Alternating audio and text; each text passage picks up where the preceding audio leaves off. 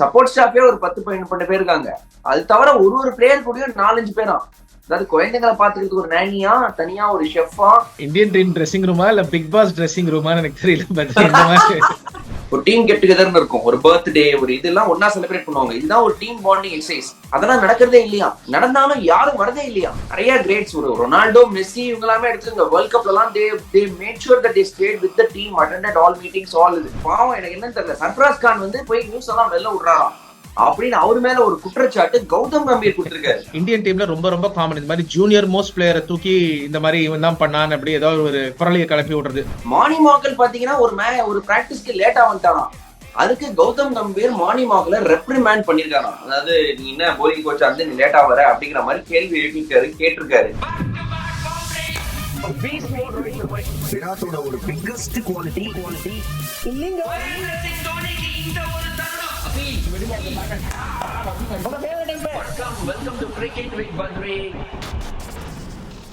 வணக்கம், welcome to cricket with pathway மற்றும் ஒரு எபிசோட் ஆஃப் கிரிக் டிபேட். வணக்கம் பிரேதம், எப்படி இருக்கீங்க? வணக்கம் பத்ரி, எப்படி இருக்கீங்க? நான் நல்லா இருக்கேன், தேங்க் யூ.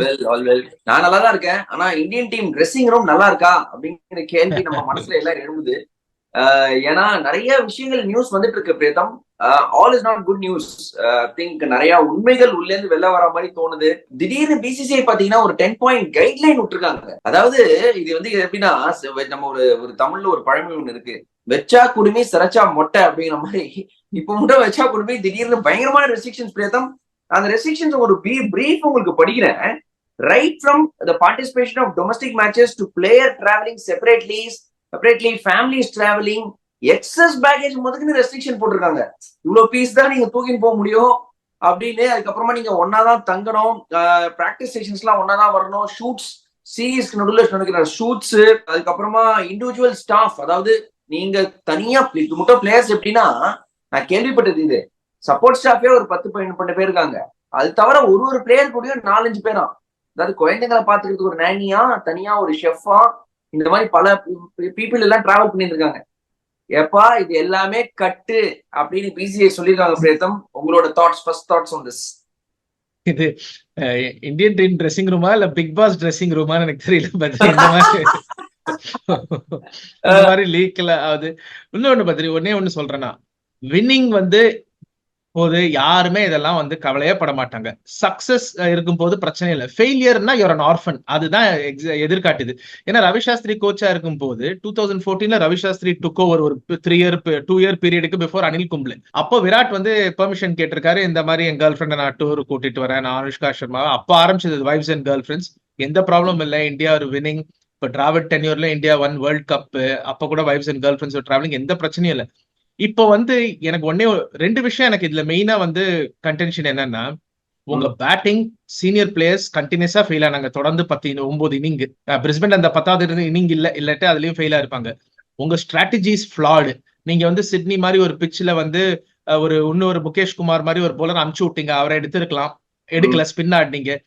3 ஆல்ரவுண்டர், நீங்க எல்லா மேட்சுக்கும் 1.5 போலரோட போயிட்டு பும்ராவை போட்டு உடைச்சிட்டீங்க. Batting failure. இதெல்லாம் நான் நினைச்சேன், இதெல்லாம் பேசுவாங்க பிசிசிஐ கோச்சோட கேப்டனோட. ஆனா நீ வந்து லாண்ட்ரி பில் ஜாஸ்தி கொடுக்குற, பேக்கேஜ் ஜாஸ்தி வாங்குற, இதெல்லாம் பேசுறாங்க. எனக்கு புரியல மெயின் இஷ்யூ என்ன. உங்க பேட்டிங் ஃபெயில் ஆயிடுச்சு, உங்க ஸ்ட்ராட்டஜிஸ் படு மோசமா இருந்தது. இல்ல கேப்டன் வந்தா போனா அத பேசாம. இல்ல, என்னோட கருத்து என்ன, நீங்க சொல்றது ரொம்ப ரொம்ப வேலிட் பாயிண்ட் பிரேதம். பட் என்னோட பாயிண்ட் என்னன்னா, these two are interconnected அப்படின்னு நான் சொல்றேன். ஏன்னா எஸ், உங்களோட மணி, உங்களோட லைஃப் ஸ்டைல் நீங்க கூட்டுவாங்க. உங்க ஓன் செலவுல ஒரு 5 பேரை கூட்டு வரீங்க, உங்களோட ஓன் இதுல நீங்க பண்றீங்க, உங்க ஒய்ஃப் கூட்டு வரீங்க, வேற ஒருத்தர் தங்குறாங்க, அதெல்லாம் எனக்கு வந்து ப்ராப்ளமே கிடையாது. பட் இப்ப என்ன ஆயிடுச்சு ரீசன்ட் டைம்லனா, it is affecting the team dressing room atmosphere. என்ன நான் கேள்விப்படுறது என்னன்னா, இந்தியன் டீம் டின்னர்ஸ், அதாவது எப்போதுமே வந்து ஒரு டீம் டின்னர்னு ஒண்ணு இருக்கும், ஒரு டீம் கெட் டுகெதர்னு இருக்கும், ஒரு பர்த்டே, ஒரு இதெல்லாம் ஒன்னா செலிப்ரேட் பண்ணுவாங்க. இதுதான் ஒரு டீம் பாண்டிங் எக்ஸசைஸ். அதெல்லாம் நடக்கிறதே இல்லையா, நடந்தாலும் யாரும் வரதே இல்லையா. அவங்க பாட்டுக்கு அவங்க மேட்ச் முடிஞ்சா அவ்வளவுதான், நான் என் குடும்பத்தோட போறேன் அப்படின்னு சொல்லிட்டு போயிட்டு இருக்காங்க. அது இஸ் நாட் குட். இதை தவிர இன்னொரு மெயின் திங் என்னன்னா, டிராவலிங் வித் த டீம் பிரேதம். It's very important that you travel with the team. நீங்க ஒரு டூருக்கு, ஒரு இந்தியா ஆஸ்திரேலியா டூர் போறீங்கன்னா, நான் வந்து நேரா வந்து சேர்ந்துக்கிறேன் அப்படிங்கிறது வந்து I don't think it's right approach. I think you should travel. ஏன்னா இது வந்து இவங்க இல்ல, நிறைய கிரேட்ஸ், ஒரு ரொனால்டோ, மெஸ்ஸி இவங்க எல்லாமே எடுத்துங்க வேர்ல்ட் கப்ல எல்லாம் they made sure that they state with the team, attended all meetings, all இது. பட் இது அஃபெக்ட் பண்றதுனால தான் இப்ப பிசிசிஐ இந்த மாதிரி ஒரு முடிவு எடுத்திருக்காங்கன்னு நினைக்கிறேன். இப்போ they are going over board. That is what இல்ல it is. So I think நீங்க சொல்றது நான் சொல்றது இன்டர்கனெக்டட் நினைக்கிறேன். இன்டர் கனெக்டடா இருக்கலாம் பதில். 10 பாயிண்ட் எடுத்துக்கங்க, அதுல 2-3 பாயிண்ட் வேலிட், நான் ஒத்துக்கிறேன். இந்த டீம் டின்னர்ஸ் ஆகட்டும், ஒரு கமராடரி பில்ட் பண்றது, ஒரு ஒற்றுமை பில்ட் பண்றது, ஒரு பாண்டிங், ஒரு ஒன்னா டிராவல் பண்றது, அதெல்லாம் எனக்கு பிரச்சனையே கிடையாது, தப்பே கிடையாது.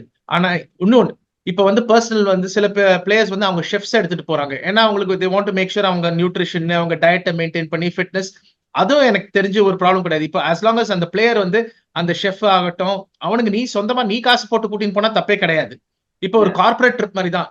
ஒரு எம்ப்ளாயி ஊருக்கு போறான், கூட வைஃப் அண்ட் ஃபேமிலியை கூட்டிட்டு போனா அவங்களுக்கு நீங்க பே பண்ணிட்டீங்கன்னா யாரும் ஒன்றும் சொல்ல போறது இல்லை. நீங்க கார்பரேட்டுக்கு பில் கொடுக்காதீங்க, அதே கான்செப்ட் அது ஒண்ணு. பட் டீம் டின்னர்ஸ் ஆகட்டும், இந்த பாண்டிங் ஆகட்டும், அதுல எனக்கு எந்த பிரச்சனையும் கிடையாது. It is a must. இதெல்லாம் ரவி சாஸ்திரி டைம்ல நடந்தது, டிராவிட் டைம்லயும் நடந்தது. ஆனா ஒரு கேள்வி நான் கேட்கிறேன், அந்த டீம் அட்மாஸ்பியர், அந்த டீம் பில்டிங், அந்த ட்ரஸ்ட், அந்த ஒரு ஒற்றுமை, அதுக்கு யாரு காரணம்? அது பிளேயர்ஸ் காரணம் இல்ல, அதுதான் கோச்சோட ஜாப். ஏன்னா இந்த லெவல்ல நீங்க விராட் கோலிக்கு ஒரு கவர் டிரைவ் விளையாட சொல்லி கொடுக்க போறது இல்ல. பட் அந்த ஒரு மேன் மேனேஜ்மெண்ட், அது மாதிரி டிராவிடுக்கு தனி ஸ்டைல் இருந்தது, ரவி சாஸ்திரிக்கு தனி ஸ்டைல் இருந்தது, ஒரு கர்ஸ்டனுக்கு தனி ஸ்டைல் இருந்தது. அது ரொம்ப ரொம்ப முக்கியம். சோ டீம் டின்னருக்கு வரல, பிசிசிஐ நீங்க ஏதாவது பண்ணுங்கன்னா, நீ கோச்சா என்ன பண்ற? இன்னொரு நான் நியூஸ் என்ன கேள்விப்பட்டேன்னா பத்ரி, இவ்வளவு பேசுறாங்க, கம்பீரோட பர்சனல் அசிஸ்டன்ட் வந்து டீம் பஸ்ல டிராவல் பண்ணாராம், விஐபி பாக்ஸ்ல உட்கார்ந்தாராம். சோ நீங்க பிளேயர்ஸுக்கு சொல்லும் போது அதே ரூல் கம்பீருக்கும் அப்ளை ஆகணும். அவரோட பர்சனல் அசிஸ்டன்ட் வரக்கூடாது இல்லீங்களா? இது team bus is for players, வேற யாரும் வரக்கூடாது. Team bus is for players and support staff, அவ்வளவுதான். வேற யாரும் வரக்கூடாது. பிளேயர் நம்ம கேட்கிறோம், கோச்சோட அசிஸ்டன்டே பஸ்ல வராரு, அதை யாரு கேக்குறது அப்படின்னு நீங்க கேக்குறீங்க. கரெக்ட். இன்னொரு விஷயம் என்னன்னா, ஒரு சப்போர்ட் ஸ்டாஃபோட பர்த்டேவா, அவர் பாவம் நான் பர்த்டே ட்ரீட் கொடுக்குறேன்னு கூப்பிட்டுருக்காரு, யாருமே வரலையாம் பிரேத்தம். பாவம் அவரு எவ்வளவு மனசு கஷ்டப்பட்டிருக்கும் பாருங்க, இன்க்ளூடிங் கௌதம் கம்பீர் வரலையாம். இந்த ஒரு பர்த்டே பார்ட்டிக்கு அவர் வந்து கூப்பிட்டதுக்கு, ஒரு பர்த்டே பார்ட்டிக்கு யாருமே டேர்ன் அப் பண்ணல அப்படிங்கறது நம்ம தகவல் வருது. எஸ், நீங்க சொல்றது ரொம்ப ரொம்ப வேலிட் பாயிண்ட், நான் ஒத்துக்கிறேன். நீங்க உங்க சொந்த செலவுல கூட்டு வந்தீங்கன்னா ஓகே. பட் இது எல்லாத்துக்குமே பிசிசிஐ பே பண்றது அப்படின்றது டெஃபினட்டா அநியாயம். அது நடக்கக்கூடாது அப்படின்றது டெஃபினட்டா வந்து ஒரு நம்ம எல்லாரும் வந்து உணர வேண்டிய ஒரு விஷயம் இல்லையா? இன்னொரு பாயிண்ட் பத்ரி, அப்சல்யூட்லி நீங்க சொன்னது கரெக்ட். இன்னொரு point Badri, wifes and girl ஃபிரெண்ட்ஸோ இல்ல வைஃப்ஸ் அண்ட் ஃபேமிலி வந்து லாங் டூர் போகும்போது, நீங்க 6 வீக்ஸ் 7 வீக்ஸ் போகும்போது, வேற ஊரு, வேற பாஷை, வேற சாப்பாடு. கரெக்ட், நம்ம இந்தியன் கல்ச்சர் எல்லா இடத்துல இருக்கு, இந்தியன் ரெஸ்டாரண்ட்ஸ் இருக்கு. சோ என்ன இருந்தாலும் டீம்மேட்ஸோட நீங்க சில விஷயம் பேச முடியாது. சோ உங்களுக்கு ஒரு ஃபேமிலி கூட இருந்தான்னா, ஏன்னா இந்த players as it is intense பிரஷர்ல இருக்காங்க. அங்க பெர்ஃபார்ம் பண்ணலன்னா கிழிகிழின்னு எல்லாரும் கிழிக்கிறாங்க, யூடியூப் சேனல்ல இருந்து, கமெண்ட்ரில இருந்து, ஆர்டிகல்ஸ் வரைக்கும். சோ அவங்களுக்கும் ஒரு அவங்க கேர்ள் ஃப்ரெண்டோ, ஒய்ஃபோ, ஃபேமிலியோ கூட இருந்தா டெஃபினட்டா இது ஆகலாம். So wife and girlfriend ban பண்றதை விட நீங்க சொல்லலாம், பாருங்கப்பா செட் இது இருக்கு, இன்னைக்கு டீம் டின்னர் இருக்கு, everybody has to attend, or ஒரு பிரீஃபிங் இருக்கு, எவ்ரிபடி ஹேஸ் டு அட்டெண்ட். இப்போ நம்ம ஒரு டீம் பாண்டிங் எக்ஸசைஸ்க்கு ஒரு ஹைக்கிங் போறோம், எல்லாரும் வந்தாகணும். அந்த மாதிரி நீங்க பண்ணுங்க, உங்க வைஃப்ஸ் அண்ட் கேர்ள் ஃப்ரெண்ட்ஸ் அன்னைக்கு தேர் ஆன் தேர் ஓன். சோ அந்த மாதிரி பண்ணலாம், ராதர் தென் சே ஃபுல்லா நீங்க சொன்ன மாதிரி வெச்சா குடும்பி சரச்சா முட்டைன்ற மாதிரி. அது மாதிரி தேவையில்லை, நீங்க கூட்டிட்டு வாங்க. ஆனா இந்த ஸ்பெசிபிக் டைம்ஸ்ல as a team we have to get together. ஒரு பிராக்டிஸ்க்கு ஒன்னா போறோமோ, இல்ல பஸ்ல ஒன்னா வரமோ, இல்ல ஒரு வின்ன செலிப்ரேட் பண்ணுமோ. ஏன்னா நான் கேள்விப்பட்ட அந்த பெர்த் வின்ன கூட செலிப்ரேட் பண்ணல, எல்லாரும் அவங்களே போயிட்டாங்க 2-3 குரூப்ஸ்ல. சோ அந்த மாதிரி பெரிய பெரிய ஒகேஷன் போது நீங்க கூட இருங்க. But wife's and girl friends நீங்க டோட்டலா இது பண்றது எனக்கு தெரிஞ்சு தப்பு. ஏன்னா இந்த பிளேயர்ஸ் ஆல்ரெடி பயங்கர பிரஷர்ல இருக்காங்க. சோ நீங்க அவங்களுக்கு ஒரு அவுட்லெட்டே இல்லாம பண்ணிட்டீங்கன்னா ரொம்ப ரொம்ப கஷ்டம், என்னோட கருத்து. கரெக்ட். ஆக்சுவலி நீங்க இப்போ ஒரு வின்னா இருக்கட்டும், லூஸா இருக்கட்டும், நீங்க ஒன்னா இருக்கும் போது தான் உங்களுக்கு நிறைய கருத்துக்களை பகிர்ந்ததுக்கான ஒரு வாய்ப்பு கிடைக்கும். ஐ திங்க் ஒரு விராட் கோலி மாதிரி ஒரு லெஜெண்ட் கிட்ட கூட ஒரு சர்ஃப்ராஸ் கான் உட்கார்ந்துருக்காரு, இந்த மாதிரி ஒரு டின்னரோ கெட் டுகெதரோ பேசும்போது தான் நாலேஜ் ஷேரிங் நடக்கும். அப்பதான் ஒரு டீம் வளரும், அப்பதான் நிறைய விஷயங்கள் தெரியும். இதெல்லாம் முன்னாடி நடந்துட்டு இருந்தது, நிறைய பண்ணிட்டு இருந்தாங்க பழைய பிளேயர்ஸ். பட் இப்போ சுத்தமா நடக்கல அப்படிங்கிறது பாத்தீங்கன்னா எனக்கு தெரிஞ்சு ஒரு வருத்தக்கூடிய விஷயம் தான். மாறும் நினைக்கிறேன் டைம்ஸ் டு கம். அது டெஃபினட்டா கோச் தான், கோச்சோட வேலையே அந்த அட்மாஸ்பியர் கிரியேட் பண்றது. ஏன்னா நம்ம இது பேசியிருக்கோம், ஆஃப்லைன் கூட நம்ம பேசியிருக்கோம், தட் இந்த லெவல்ல இந்த மேன் மேனேஜ்மெண்ட் ரொம்ப முக்கியம். ஏதாவது டெக்னிக்கல் டெஃபிஷியன்சி கிரீப் இன் பண்றதா, உங்களுக்கு அந்த ரிலேஷன்ஷிப் இருந்தா போய் நீங்க அந்த பிளேயரோட பேசலாம். அந்த பிளேயரும் கேட்பாரு, ஒரு விராட் கோலி எதுக்கு அந்த 10 வாட்டி கண்டினியூஸா எட்ஜ் பண்றாரு, நீங்க அந்த ரிலேஷன்ஷிப் இருந்தா நீ போய் பேசலாம். பட் உங்களுக்கு அந்த ரிலேஷன்ஷிப் நீங்க வந்து வளர்க்கணும். அஸ் அ கோச் நீங்க அந்த லெவல்ல நீங்க மேன் மேனேஜ்மெண்ட் பண்ணிதாகணும். இன்னொரு விஷயம் பார்த்தீங்கன்னா, நல்ல வேலை அஸ்வின் ரிட்டையர் ஆயிட்டார். இல்லாட்டி யூடியூப் வீடியோஸ் செய்யக்கூடாதுன்னு ஒரு இது போட்டிருப்பாங்க பிசிசிஐ. நல்ல வேளை அவர் பாட்டுக்கு ரிட்டையர் ஆயிட்டா அவர் வேலையை பார்க்கிறாரு. கரெக்ட். அஸ்வினை பத்தி பேசும்போது இதுவும் டெஃபினட்டா ஒரு பாயிண்ட். பட் இன்னும் சில விஷயங்கள் என்னன்னா பாருங்க, பாவம் எனக்கு என்னன்னு தெரியல, சர்ஃப்ராஸ் கான் வந்து போய் நியூஸ் எல்லாம் வெளில விடுறாராம் அப்படின்னு அவர் மேல ஒரு குற்றச்சாட்டு கௌதம் கம்பீர் கொடுத்திருக்காரு. எனக்கு இது என்ன பாவமா இருக்குங்க. சர்ஃப்ராஸ் கான் அவர் ஒரு யங்ஸ்டர், ஒரு ஒரு சின்ன பையன், அவர் வந்து அவரை பிளேம் பண்றது கரெக்டா அப்படின்னு எனக்கு தெரியல. அவர் போய் இன்ஃபர்மேஷன் வெளில விட்டுருக்காரு சொல்லலாம். யார் இன்ஃபர்மேஷன் வெளில விடுறாங்கன்னு தெரியல. பட் இன்ஃபர்மேஷன் வெளில வந்திருக்கு, டீம்ல இருந்து டீம் நியூஸ் இன்ஃபர்மேஷன் வெளில வந்திருக்கு. பட் கடைசியில சர்ஃப்ராஸ் கான் பேர் பார்த்தா அடிபடுது. இதுல 2 விஷயம் பத்திரி. ஒண்ணு, அவர் அந்த 180 அடிச்சதுக்கு அப்புறம் 4 ஃபெயிலியர் கண்டினியூஸா ஆச்சு. பட் அந்த பெங்களூர் டெஸ்ட்டுக்கு அப்புறம் நீங்க அவருக்கு ஆஸ்திரேலியா சீரிஸ் கூட்டின்னு போனீங்க. பட் பிகினிங்லயே அவர் நெட்ஸ்ல நல்லா ஆடல அப்படின்னு சொல்லிட்டு நீங்க த்ரூவ் ஜுரலையும் தேவதத் படிக்கலுக்கும் ஒரு சான்ஸ் கொடுத்தீங்க ஃபர்ஸ்ட் டெஸ்ட்லயே. எனக்கு தெரிஞ்சு சர்ஃப்ராஸ் கான் ஆடு இருக்கலாம். பிகாஸ் அட்லீஸ்ட் நீங்க அவருக்கு சான்ஸ் கொடுத்து இது பண்ணணும், கொடுக்கவே இல்லை. 2வது, இந்தியன் டீம்ல ரொம்ப ரொம்ப காமன் இந்த மாதிரி ஜூனியர் மோஸ்ட் பிளேயரை தூக்கி இந்த மாதிரி இவன் தான் பண்ணான்னு அப்படி ஏதாவது ஒரு புரளியை கிளப்பி விடுறது. இது புரளியா நிஜமா தெரியாது, அது நிஜமாவே இருக்கட்டுங்க, அது பப்ளிக்ல அந்த விஷயம் வரக்கூடாது. இப்போ வந்து இந்த மாதிரி விஷயம் தெரிஞ்சு இப்ப சர்ஃப்ராஸ் கானை செலக்ட் பண்ணுவாங்களா, அவன் கரியர் என்ன ஆக போகுது, அதெல்லாம் கேட்க வேண்டிய கேள்விங்க. இப்ப சர்ஃப்ராஸ் கான் இருப்பாரா இங்கிலாந்து டூர்ல? சோ இது ராங். அந்த பேரே வெளில வந்துடக்கூடாது. சர்ஃப்ராஸ் கானே இருக்கட்டும், லீக் பண்ணதான் தனியா பிசிசிஐ பேசியிருக்கலாம், கம்பீர் அவரோட தனியா பேசியிருக்கலாம். அதை லீக் பண்ணி அந்த விஷயம் வெளில வந்தது ரொம்ப ரொம்ப தப்புங்க. அது பிளேயருக்கு ரொம்ப இன்ஃபேக்ட் வந்திருக்கு, நியூஸாவே வெளில வந்திருக்கு. அது ரொம்ப தப்பு, வருத்தக்கூடிய ஒரு விஷயம். இதை தவிர இன்னொரு விஷயம், மார்னிங் வாக்கல் பாத்தீங்கன்னா ஒரு பிராக்டிஸ்க்கு லேட்டா வந்துட்டாராம். அதுக்கு கௌதம் கம்பீர் மார்னிங் வாக்கல ரெப்ரிமேண்ட் பண்ணிருக்காராம். அதாவது நீ என்ன போலிங் கோச்சா வந்து நீ லேட்டா வர அப்படிங்கிற மாதிரி கேள்வி எழுப்பிருக்காரு, கேட்டிருக்காரு. மார்னிங் வாக்கல இப்ப பேசுறாங்க, ப்ராப்ளி தூக்குவாங்க அப்படின்னு கூட சொல்லிட்டு இருக்காங்க. எனக்கு என்ன நடக்குதுன்னு தெரியல பிரேத்தம். இது எல்லாமே நீங்க சொல்ற மாதிரி கோச் ரெஸ்பான்சிபிளா இருக்காரு. கோச்சை சுத்தியே இது நடக்குது. ஐ திங்க் கௌதம் கம்பீர் கோச்சா டேக் ஓவர் பண்ணதுல இருந்து பல விஷயங்கள் இந்த மாதிரி நடக்குது. அது ஒரு மறுக்க முடியாத உண்மை இல்லையா? டெஃபினட்டா அது மறுக்க முடியாத உண்மை. நான் என்ன பிகினிங்ல இருந்து நினைச்சேன்னா, கௌதம் கம்பீர் ஒரு ஒயிட், ஏன்னா அவர் கொஞ்சம் இம்பேஷண்டா இருக்காரு, ஒரு ஒயிட் பாலுக்கு பர்ஃபெக்ட் ஃபிட், ஒரு T20 பர்ஃபெக்ட் ஃபிட். ஏன்னா ஓடிஎஸ் நம்ம அவ்வளவு ஆடுறதுல, ஸோ ஓடிஐ கோச்சா போட்டுக்கலாம். ரெட் பாலுக்கு கொஞ்சம் பேஷன்ஸ் வேணும். உங்களுக்கு ஒரு ரெட் பாலுக்கு 2 டிஃப்ரெண்ட் கோச்சா போட்டுக்கலாம். ஆனா பிசிசி அந்த அப்ரோச் பண்ணதே இல்லை. ரொம்ப நாளுக்கு அப்புறம் தான் நம்ம விராட் அண்ட் தோனி இருந்த போது தான் ஒயிட் பால் டெஸ்ட் கேப்டன்னே செப்பரேட் பண்ணாங்க. ஸோ கோச் அது மாதிரி பண்ணல. பட் இப்போ வந்து கௌதம் கம்பீர் ஃபியூச்சர் பத்தியும் பேசுறாங்க, இந்த மாதிரி ஆகுது அப்படின்னு. பட் தெரியல, அது நிறைய விஷயம் வந்திருக்கு வெளியில. எல்லாமே நல்ல நல்ல விஷயம் டெஃபினட்டா கிடையாது, அதுல டவுட்டே இல்லை. இப்போ இன்னொன்னு நான் படிச்ச பத்திரி, இது நீங்க கேள்விப்பட்டிருப்பீங்க. இப்ப புதுசா வந்து இந்தியன் டீமுக்கு ஒரு பேட்டிங் கோச் வேணும். சித்தான்ஷு கோட்டர் பெரிய ரஞ்சி டிராஃபி ஒரு தாதா, அவரோட பேரு அடிப்படுது. எனக்கு ஒண்ணு புரியல, அபிஷேக் நாயரை பேட்டிங் கோச்சா தானே எடுத்தாங்க, ஏன் அவரு பின்ன இது பண்ண மாட்டேங்கிறாரு? இப்ப நிறைய பேர் சொல்றாங்க அபிஷேக் நாயரை பேட்டிங் கோச்சா எடுக்கல, அவர் அசிஸ்டன்ட் கோச். சோ அவர் அசிஸ்டன்ட் கோச், 10 டெஸ்ட் கேட்டையும் அசிஸ்டன்ட் கோச். எதுக்கு உங்களுக்கு 2 assistant coach? I thought Abhishek நாயரை கூட்டிட்டு வந்ததே, ஏன்னா அபிஷேக் நாயர் உங்களுக்கு தெரியும் மாதிரி டிகேவோட எல்லாம் ஒர்க் பண்ணிருக்காரு, அவர் பேட்டிங்கை இம்ப்ரூவ் பண்ணிருக்காரு, அவரோட பவர் ஹிட்டிங்கை இம்ப்ரூவ் பண்ணிருக்காரு. சோ நான் நினைச்சேன் அபிஷேக் நாயரோட மெயின் ஜாப் வந்து பேட்டிங் கோச். நான் ஆனஸ்டா கேக்குறேன், ஒரு பிளேயரோட ஒர்க் பண்றதுன்றது வேறங்க, இந்தியன் டீம் பேட்டிங் கோச்சா ஒர்க் பண்றதுன்னு வேறங்க. எனக்கு என்ன குவாலிஃபிகேஷன் இருக்குன்னு தெரியல அபிஷேக் நாயருக்கு. ஆக்சுவலி இந்தியன் டீம் செலக்ட் அவர் கேகேஆரோட பேட்டிங் கோச்சா ஒர்க் பண்ணிருக்கலாம், கேகேஆரோட ஒர்க் பண்ணிருக்கலாம், ரைட், ஐபிஎல் ஒர்க் பண்ணிருக்கலாம். பட் நீ அதை தவிர என்ன பண்ணிருக்க எனக்கு புரியலையே. டெஸ்ட் மேட்ச் கிரிக்கெட்ல நீ என்ன பண்ணி, என்ன அவருக்கு ஒரு குவாலிஃபிகேஷன் இருக்கு, எவ்வளவு எக்ஸ்பீரியன்ஸ் இருக்கு, எவ்வளவு ரஞ்சி டிராபி டீமோட ஒர்க் பண்ணிருக்காரு, ஃபர்ஸ்ட் கிளாஸ் டீமோட ஒர்க் பண்ணிருக்காரு. இந்த மாதிரி கேள்விகள்லாம் எனக்கு கேட்க நான் விரும்புறேன். ஏதோ ஒரு பிளேயரோட ஒர்க் பண்ணி ஒரு டிஃபரன்ஸ் கிரியேட் பண்ணதுனால நேரம் இந்தியன் டீம் போடணும், இல்ல ஒரு கேகேஆருக்கு ஒரு சீசன் இருந்திருக்காரு அப்படின்னு இந்தியன் டீம் போடணும்ன்றது எனக்கு நான் இது வந்து ஒத்துழைக்க மாட்டேன். I agree completely 100%. இப்ப நிறைய கோச்சஸ் நீங்க பாத்தீங்கன்னா NCL இருக்காங்க, லெவல் 1 சர்டிபிகேஷன், லெவல் 2 சர்டிபிகேஷன் எல்லாம் பண்ணிட்டு இந்தியா A டூர் போயிருக்காங்க, ரஞ்சி டிராஃபில கோச் பண்றாங்க. நம்ம VVS லட்சுமணன் எடுத்துங்க, நிறைய இந்தியா A டூர்ஸ் பண்றாரு டிராவிட் கோச்சா இருக்கும் போது.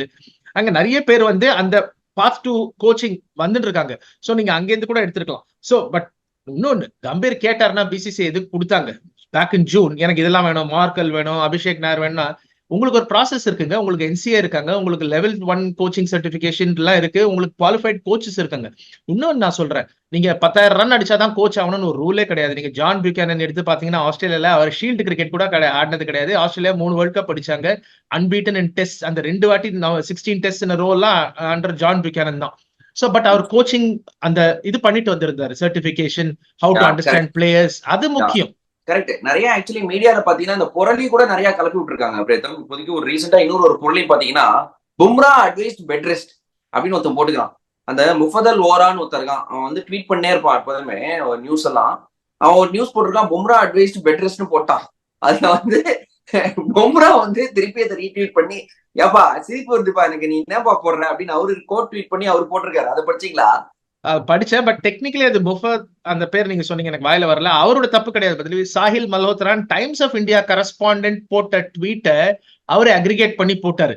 சோ நீங்க ஏதாவது தப்பு சொல்லணும்னா அந்த டைம்ஸ் ஆஃப் இந்தியா மாதிரி ஒரு ரெப்யூட்டட் நியூஸ் பேப்பர்ல நீங்க ஒரு கிரிக்கெட் ஜேர்னலிஸ்டா இருந்து எப்படி உங்களுக்கு விஷயம் தெரியாம இஷ்டத்துக்கு போடலாம், அது தப்பு. சோ இப்பெல்லாம் பிளேயர்ஸே வந்து எல்லாம் தப்புப்பான்னு சொல்ற அளவுக்கு வந்தாச்சு லிட்டரலி. ஆமா ஆமா கரெக்ட். பட் இதுக்கெல்லாம் நடுவுல சில நல்ல விஷயங்களும் நடந்துட்டு இருக்கு பிரேத்தம். இப்ப என்னன்னா நிறைய ஃபர்ஸ்ட் கிளாஸ் பிளேயர்ஸ் வந்து திருப்பி விளையாட போறாங்க அப்படின்னு. சுப்மன் கில், எஸ்எஸ்வி ஜெய்ஸ்வால் அவங்க பாத்தீங்கன்னா மும்பை மற்றும் பஞ்சாபுக்கு அவங்க ரஞ்சி டிராஃபி விளையாட போறாங்க அப்படின்னு நம்ம கேள்விப்படுறோம். ரிஷப் பண்ட் ஆல்ரெடி அவரோட அவைலபிலிட்டி கொடுத்திருக்காராம் டெல்லிக்கு. டெல்லி என்ன சொல்லியிருக்காருன்னா, ரிஷப் பண்ட் அவைலபிலிட்டி கொடுத்துட்டாரு, விராட் கோலிட்டு எங்களுக்கு எதுவும் தெரியல, எங்களுக்கு விராட் கோலியும் விளையாட்டும் அப்படின்னு ஆசை அப்படின்னு டெல்லி சொல்லியிருக்காங்க. அது என்ன, ரோஹித் சர்மா வந்து மும்பை டீமை ஜாயின் பண்ணி ட்ரெயின் பண்ணிட்டு இருக்காரு. ஸோ ப்ராபப்ளி இப்ப வர ரஞ்சி ஃபேஸ்ல நிறைய இன்டர்நேஷனல் கிரிக்கெட்டர்ஸ் ரொம்ப நாள் கழிச்சு பாப்போம் பிரீதம். இது ஒரு நல்ல விஷயம். இது டெஃபினட்டா நல்ல விஷயம் தான் பத்திரி. ஏன்னா ஜெய்ஸ்வால் வந்து அந்த T20 சீரிஸ் ஆடல, அவருக்கு ரெஸ்ட் தான் கொடுத்திருப்பாங்க. ஏன்னா ஜெய்ஸ்வால்லாம் T20 டிராப் பண்றதுக்கு மாட்டாங்க, ரெஸ்ட் கொடுத்திருக்காங்க. பட் அந்த ஆப்பர்ச்சுனிட்டி வந்த போது அவர் எடுத்துக்கிறாரு. கொஞ்சம் ஆக்சுவல் பிராக்டிஸுக்கு தப்பே இல்லை. இதுல ஒரே ஒரு பிளேயர் ஆடுறது தான் எனக்கு வருத்தம். ஏன்னா ரிஷப் பந்துக்கு ஒரு பயங்கர நியர் டெத் எக்ஸ்பீரியன்ஸ்ல வந்து அவரு ரீஹேப் பண்ணி 10 டெஸ்ட் தொடர்ந்து கீப்பிங் பண்ணி ஹோம் சீரீஸ்ல அவர் தான் பேட்டிங்கே ஆடினார். நியூசிலாண்டோடையும் பங்களாதேஷோடையும் நம்ம சென்னையிலையும் ஒரு செஞ்சுரி அடிச்சாரு. அவரோட பாடியில பயங்கர ஸ்ட்ரெயின். சோ அவர் வேணா ரஞ்சி டிராஃபி ஆடாம இருந்திருக்கலாம். போலர்ஸுக்கு நீங்க ரெஸ்ட் கொடுக்கறதுல தப்பே கிடையாது. மத்தவங்க எல்லாம் ஆடுறது ரொம்ப ரொம்ப நல்ல விஷயம். ரிஷப் பந்த் எதுக்கு ஆடுறாருன்னு தான் எனக்கு புரியல. விராட் கோலி, ரோஹித் சர்மா எனக்கு தெரியல. எனக்கு தெரிஞ்சு ரோஹித் சர்மா ஆட மாட்டாரு. விராட் கோலியும் டவுட் தான். பிகாஸ் அடுத்த டெஸ்ட் சீரிஸ் உங்களுக்கு ஜூன்ல 5 மாசத்துக்கு அப்புறம் ரோஹித் சர்மா டெஸ்ட் ஆட போறாருன்னே தெரியல. இது சாம்பியன்ஸ் டிராஃபி மேல நிறைய டிபெண்ட் ஆகும்னு எனக்கு ஒரு ஃபீலிங் இருக்கு. பட் எஸ், நீங்க சொன்னது கரெக்ட். மேபி நான் கொஞ்சம் கருத்து வேறுபாடுல இருக்கேன் பிரீத்தம். ஏன்னா என்னதான் இருந்தாலும் சாம்பியன்ஸ் டிராஃபி முன்னாடி வேற எதுவும் மேட்சும் இல்ல. So even if it is a 4-day match, நீங்க போய் விளையாடி ஒரு ரன் அடிக்கிறதுன்றது அதுதானே matter. Rather than a net session, even if it is a Ranji Trophy or a one-day match, it doesn't matter. You go play, get some runs. அதனால ரோஹித் விளையாடுவாருன்னு தோணுது பாம்பேக்கு. India England one day series இருக்கு. ஆனா again BCCI doing BCCI things. 5 T20 3 ODI வச்சிருக்காங்க. அதை மாத்திருக்கலாம். 5 ODI 3 T20s வச்சிருக்கலாம். Champions trophy முன்னாடி பிராக்டிஸ் கிடைக்கும். பட் நீங்க சொல்றதும் கரெக்ட் தான். பட் அவர் வருவாரான்னு எனக்கு தெரியல. ஏன்னா February 6th அந்த ODI சீரிஸ் ஆரம்பிக்குது. பட் மத்தவங்க எல்லாம் ஆடுறதுல ஒரு I think it is a good thing. பந்தை தவிர மத்தவங்க எல்லாம் ஆடுறதுல எனக்கு ரொம்ப சந்தோஷம் தான். யா, ஐ திங்க் பொறுத்திருந்து பார்ப்போம் இதுக்கு மேல என்ன நடக்குது அப்படின்னு சொல்லி. இந்த மாதிரி தான் பல விஷயங்கள் நடந்துட்டு இருக்கு. நீங்க சொன்ன சம லைன் எனக்கு பிடிச்சிருக்கு. இது இந்தியன் டீம் ட்ரெஸ்ஸிங் ரூமா இல்ல பிக் பாஸ் ரூமா அப்படின்னு அந்த மாதிரி தான் போயிட்டு இருக்கு இப்போதைக்கு. But hopefully things will get better and Indian team will be back on track. ஏன்னா நிறைய இம்பார்ட்டன்ட் டோர்னமெண்ட்ஸ் வருது பிரீத்தம். சாம்பியன்ஸ் ட்ராஃபி எஸ்பெஷலி ஒரு பிக் டோர்னமெண்ட். அதுக்கப்புறமா India England series, T20 series வருது, ODI சீரிஸ் வருது. So we will wait and watch lot more content coming away guys. Thank you Preetham for coming on Cricket Badri. உங்களோட கருத்துக்களை பகிர்ந்ததுக்கு மிகவும் நன்றி. இந்த வீடியோ உங்களுக்கு பிடிச்சிருந்தா லைக் பண்ணுங்க, ஷேர் பண்ணுங்க, மறக்காம சப்ஸ்கிரைப் பண்ணுங்க. அது மட்டும் இல்லாம பெல் ஐகான் அமுத்த மறந்துடாதீங்க. என்ன வீடியோ போட்டாலும் இமீடியட்டா உங்களுக்கு ஒரு நோட்டிபிகேஷன் வரும். Thank you guys. See you soon. Bye.